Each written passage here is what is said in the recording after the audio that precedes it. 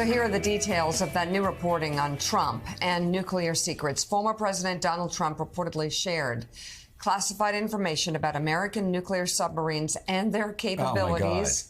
Oh my God. Some of the most protected secrets. With an Australian businessman who then allegedly shared the information with more than a dozen foreign officials. Sources familiar with the matter tell ABC News. Meanwhile, two sources tell the New York Times that Trump's disclosures potentially endangered the U.S. nuclear fleet.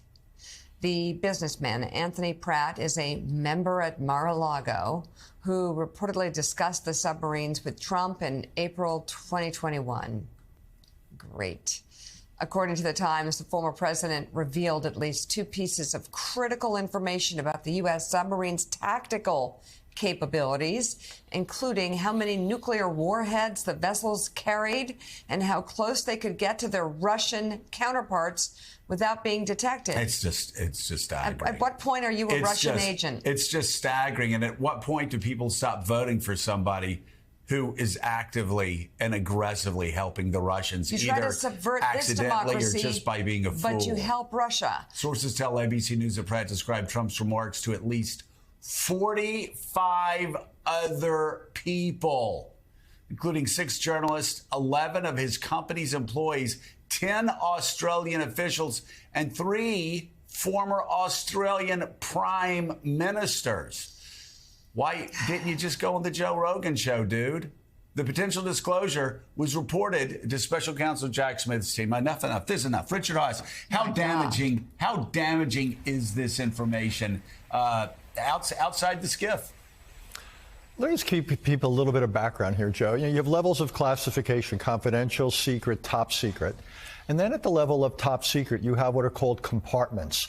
And when I was in government, admittedly some time ago, you had more than 1,000 compartments. And the whole idea was to restrict access to the most sensitive information to those who literally had a need to know.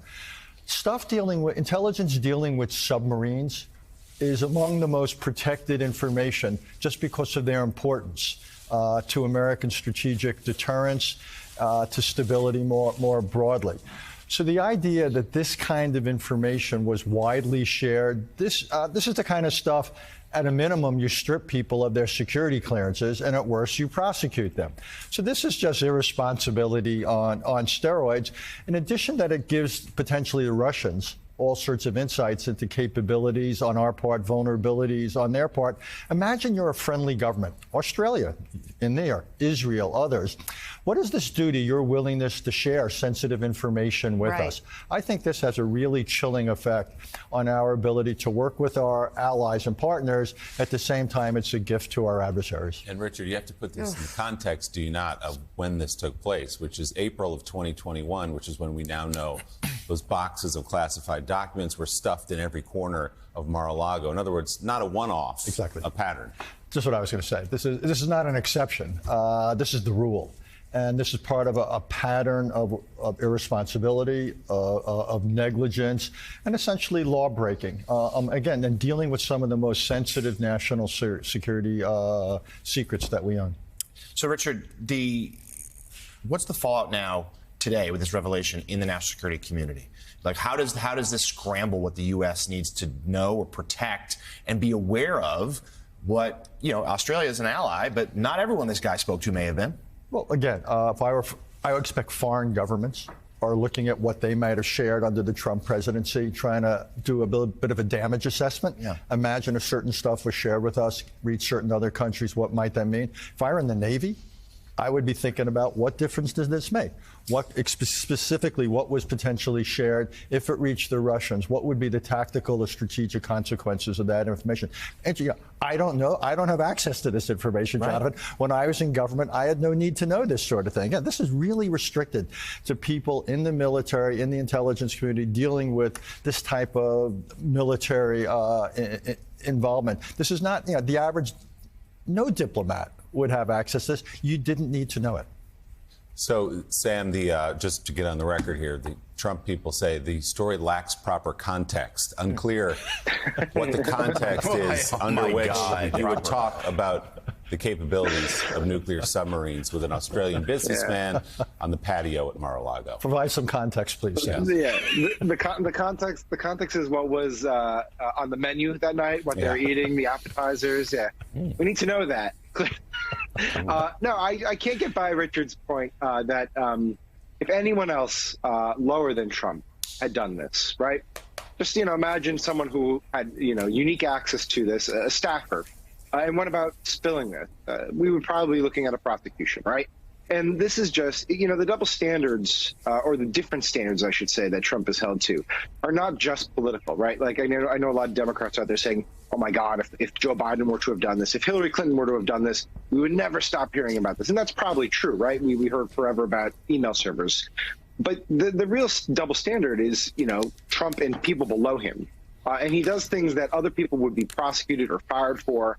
But he and his staff dismiss as saying, well, that lacks context, or, well, he's the president, he can do it, and so on and so forth. And, it's just, that's what's striking to me. And maybe Richard could elaborate on that. Like, what would actually happen if a staffer, was caught revealing these types of secrets? Like, how would that be handled internally and by prosecutors? Oh, that's easy. I mean, in the short run, you'd lose all access to any classified information. You'd probably lose access to your computer and your job. At best, you'd be on administrative leave. An investigation would be begun by the security services. At some point, it would be handed over to the Justice Department.